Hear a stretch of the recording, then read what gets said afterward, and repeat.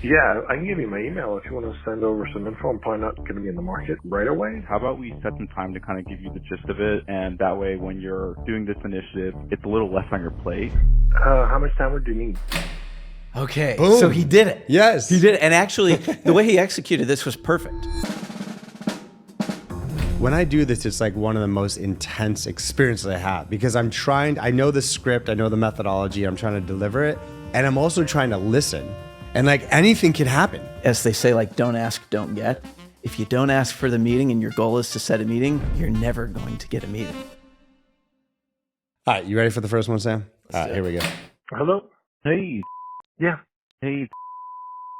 Did I catch you at a bad time this Tuesday? No, I'm good, thanks. Okay. Well, the first thing I'll say is, like, in this call, he said, no, this isn't a bad time. I can talk to you. That happens like Rare. 1% of the time. Like, people get really hung up on openers. Did I catch you at a bad time is great because it's very simple to execute. Yeah. It's very easy to do that one perfectly. Once in a while, they'll say, no, this is a fine time. That's great. You do the same thing. You say, okay, I'll be brief. Like, the way you respond is going to be the same either way. And I just want to highlight there, this prospecting piece, every second counts. Everything needs to be crisp, like, because the seconds are hours in this particular context. Yeah, absolutely. Like, the typical successful cold call will be under 2 minutes long. And so wasting seconds or bringing up something that you didn't need to say can burn that time. This is Mark, and I'm calling from blah, blah, blah. Did I catch you at a bad time? What do you want to do there? What we're trying to get out here is them saying, hey, you got me at a bad time. Because if you don't let them say that early on, they're going to be like waiting for an opening to say, hey, this is not a good time. Then they say, okay, then they can go on and they're not preoccupied with that. Awesome. Well, I'll make it super brief for you. Basically just reaching out. I know you are the director. We've been working with other, really getting them in touch and generating pipeline with geospatial analysts, data science managers over at I did some research here. I could be wrong. I've been wrong before. But it looks like you have maybe one BDR. He's been with you guys for about 5 years. I don't know if his information's updated along with one AE. So I'm just curious, is he the only? All right, he dropped a lot there. Yeah. At the beginning of a cold call, though, it's really important that you just explain in the shortest, clearest way that you can exactly what you do. Like, generally, what problem that you solve. You want to jump into that first. So you don't really like the name dropping on customers at that point? It's not the most efficient place to put that. If you feel like at the end of the call that they're worried about your credibility of being a small company or something like that, you can bring that up then. Is there a structure you like to use when you're trying to think about that problem statement for this context? One statement that works really well is saying, hey, we work with blank leaders like you to increase X by X%. That shows that you did research for the prospect. It gives really quick sense of what you can give them. Yes. Right? In a way that they can quantify. And it's only one sentence long. So it can kind of take everything that maybe took 60 seconds or so to say, you can cut that down to 5 seconds to give them like a really clear idea of what you do. You leave it at that? You explain what you do, and then you go right into asking for a meeting with them. How is that call to action delivered? The purpose of me reaching out is to set up a brief introductory call. What's your availability? Yeah. When you say that, 95% of the time, they're going to say, hey, well, what do you do? Right. Well, our goal there is to get them to start asking us, hey, I still don't understand what you do, or let them tell you, hey, I'm not the right person for this. By asking for the meeting up front, you can figure out what stands between them and the meeting right away. Yes. Then you can focus on that specific thing. When I do this, it's like one of the most intense experiences I have because I know the script, I know the methodology, I'm trying to deliver it, and I'm also trying to listen. And like anything can happen. The simplification helps me to focus and listen, to your point, and respond accordingly. Generating leads for that one AE. Yeah, we're pretty lean on that front. We might be looking at some stuff in the near future after the beginning of the year. Not sure how much we'll do for the rest of this year, but yeah, I can give you my email if you want to send over some info. I'm probably not going to be in the market right away, but I'm happy to look at whatever you get and schedule a call when we start to look. Sure. I might have the correct one. Butcher your last name here, so please forgive me. a nice guy push, he might be interested. But in my experience, like, we're not in the market now. We'll probably be in the market later. Send me a note. I'm like 1% at this point closed. I feel like this is kind of a nice guy push, and I kind of want to fight it. I mean, like if he's in a contract, what I would ask, are you in a contract to tell like what is going to be different about next year?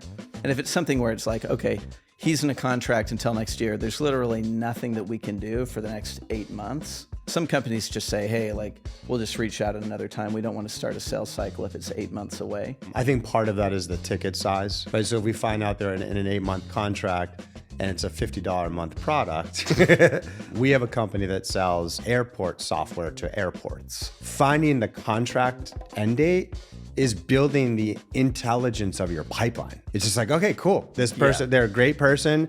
Their contract's up in a year and a half. And for this particular context, it probably means they're going to start doing new vendor assessments a year before that contract is up, maybe 9 months. Let's assume that this is like a bigger ticket deal and this is within the bounds of what you'd want to do. If he says something like that, say, okay, totally understand this isn't a good fit for you right now. I would like to jump on a call and just introduce it to you. But I think you're going to find this pretty interesting. And then you go back to asking for the meeting. Perfect. So you're still on your framework, which is great. Newer salespeople would get excited about this. Oh, they're interested. It's just they're sitting around for 6 months being like, oh, I still have that buyer that said he's going to be interested in Q4. And then like they never return your call. They have no idea who you are if you reach out to them. So seasoned people realize that this is like basically a no. And you're going to fight that, to Sam's point, and try to get this meeting. All right, so Sam, if people want to dive in deeper on some of these concepts and best practices we've been talking about today, where would you direct them to do that? Okay, well, your foundation is going to be your script. Okay, you want to have a very simple and effective script, and you want to understand the most important objections. So what we have for you is a script to get you started out that will give you the opening to the closing to the way you handle qualification at the end. We're also going to give you an objection handling guide with the 5 or 6 most common objections. Like 90-something% of what you're going to get is 5 or 6 different objections, and we go through those in this objection handling guide. Gold. So those are linked in the description of the show. Let's get back to some more calls. I think he's kind of starting to do that a little bit. Really a sweet spot for us. Yeah. Otherwise, we're chasing stuff that kind of goes nowhere. Yeah. And just so nothing goes unsaid here, just a little bit about us. We were ranked by G2 as in the last 22 years. We've partnered with over 2,500 B2B tech companies, and we have deep expertise in the geospatial space. And we have 7. One thing I'd say here is that like he still hasn't asked for the meeting. Right.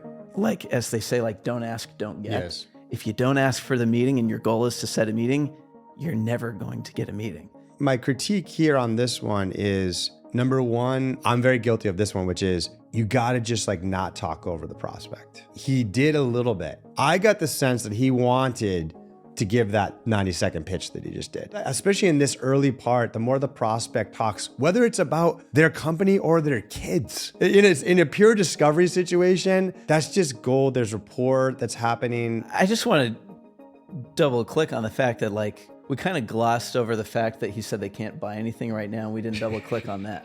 And there wasn't much time spent on what the blocker he brought up was. Right. The thing that stands between them and buying is that he said it was a year away, and we still don't know like why it was a year away that they can decide, or what would change, or if it's relevant to start a conversation now. So if we go back to the moment where he's like, yeah, I'm really interested in this space. Now's not the best time. What do you say there? I mean, regardless of what your goal is, you need to know like what changes. Why is that timing important? Because the timing may be important because he's like, oh, my boss is busy right now. Or he may say, no, we are in a contract and we cannot do anything until then. And like that is critically important information, because if they're in a contract and the contract's up for renewal at that time, okay, like they've got budget set aside, like they're going to buy something. That's a really important deadline. All right, let's see where he takes it. And we train them on doing a multi-touch targeted outreach. So it's not just like spray and pray. It's like if one of your if there's a current initiative going on in a Fed space that will make sense for you guys to reach out to, we kind of go off of that instead of saying like, hey, let's call 200 people and hope something makes sense. And last year alone, we delivered over 60,000 sales qualified opportunities for our 300 active clients. And the cool thing about us here is that you can also audition to hire. So let's say you love this person socially, professionally, you can take them in just to mitigate any risk of a bad hire, especially since you guys are kind of focused on trying this out and it's new. I assume you want to mitigate any bad hires. It's just so you don't have any pipeline gaps. So I know you said this is something that you're working on later in the line. How about we do this? How about we set some time to kind of give you the gist of it, and that way when you're doing this initiative more in depth, it's a little less on your plate, so you wouldn't have to, jump through more hoops than you would already have to. Not sure if you have some time this week. How much time would you need? Okay, Boom. so he did it. Yes. He did it. And actually, the way he executed this was perfect. When he said, like, how long is this?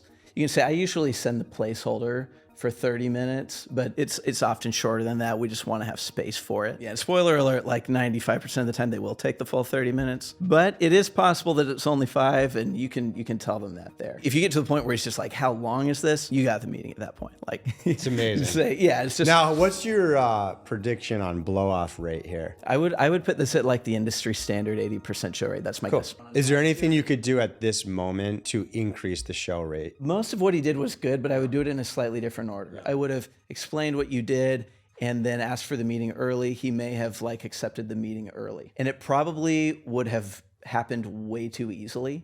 That's when there's a risk of a show rate. So actually what I'll train people to do is if you get a meeting and it feels really easy, just stay on and chat with that person as long as you can, because the longer you talk to them after that point, the more likely they are to show. And so I would actually coach them, just stay on with him, say, I'm really excited for this reason. You can dig in at that point. At that point, it's fine. You can talk to him for as long as you want. The reason that I kept getting on hey, see, these are unnecessary words, we can get to the point quicker than this, is not everyone's going to stay and chat like this. But someone who does stay and chat like this will take the meeting really quick, and then you can talk to them after that. Right.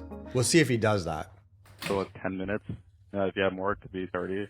But I just, as much as I don't like sending specific emails, I'm sure you hate getting them as well.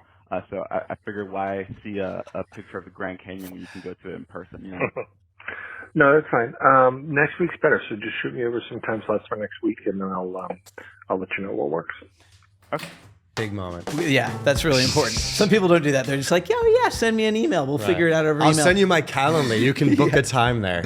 No, what he did right there was perfect, right? When they say, send me over some time, say, actually, you know what? I got my calendar right now. Does this time work? Small detail that's very important for whether you set a meeting or not eventually with this person. All right, let's see how he closes out. Okay, I'm pulling my calendar right now. Is there a certain time frame that you're available? In the week? I'm not at my desk, but I promise I'll get back to you. I know how it goes, so I won't push you. Okay, I'm going to do the same time today, next week, because I assume it's a good time since you picked up. So we'll do 4 p.m. Eastern time. That was excellent, because he's not at his desk. He can't do it right now. What he fell back on there was to say, okay, let's send you a time for the same time next week. He was available at this time this week, so he probably is less likely to have a standing meeting or something this time. So same time next week. We can always adjust it later if we need. Can I send you a tentative invite? And it worked, and he said okay. All right, let's see how he finishes it up. And the 20th of August on this Tuesday. Okay, sounds good. Okay, sounds awesome. And I'm going to start preparing for this meeting right away, and I'll get some case studies specifically in that geospatial area for you. All right, cool. I'll send that over. You have a great rest of your day. You too.